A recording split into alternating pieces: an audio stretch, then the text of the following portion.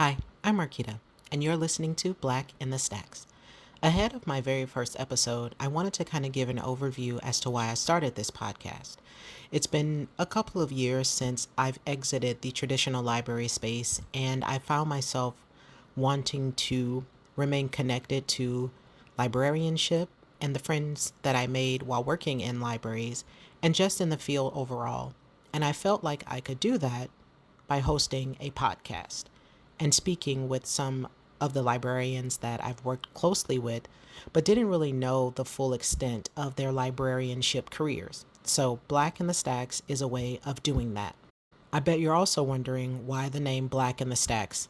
Well, other than the fact that it rhymes and it's pretty catchy, it's a succinct way of letting people know exactly what they're going to hear in a creative way.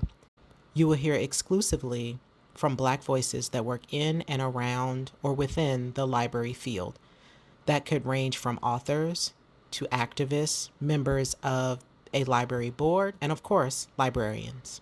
It's very personal for me too, as a Black librarian, because we don't often get the recognition that we so very much deserve. There are people who are doing this work, such as archivists and people like Rodney Freeman Jr., who has created the series Are You a Black Librarian?, which dives deep into the history of Black librarianship that lends itself to the realm of creativity and exploring Black librarianship. I know you're also probably thinking, what makes this podcast different than any other library podcast?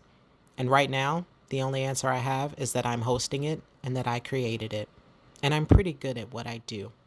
This podcast is not intended to sway one way or the other in the realm of librarianship. As a librarian or an information professional, it is my job to make sure and to advocate for people who want to provide other people with access to information freely and openly.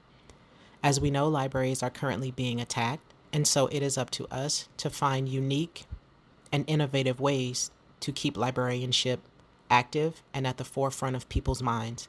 And having creative platforms like this is a great way to do that. At least I think so. I've been in the library field, by my count, at least 16 years off and on, in various library areas, including public, research, and school libraries. I've won several awards, or I've been assigned several awards, I will say. I've received proclamations and commendations, but nothing that I've received award-wise has been more meaningful to me than the joy that I used to get from helping patrons find whatever it was they came into the library looking for. To say that I miss librarianship or being active in traditional libraries is an understatement. I greatly miss it. But I also know that my health, both mental and physical, come first, because if I'm not my best, then I can't be the best for other people, including my family. So I chose to walk away at the peak of my career. But I won't detail that here. You'll have to listen to my other podcast, Life After Libraries, for the scoop on that. I want to thank you if you've gotten this far. I want to thank you if you've chosen to subscribe. And I want to thank you for just visiting and hanging out with me so far. I'm not exactly sure the direction of this podcast, but I know as long as I have breath and as long as librarians exist, especially Black ones, I'll have a story to tell. And I can't wait to share everyone's stories with all of you.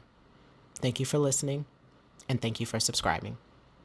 For more information on Black in the Stacks, you can visit us online at www.blackinthestacks.com and find us on most social media platforms at Black in the Stacks.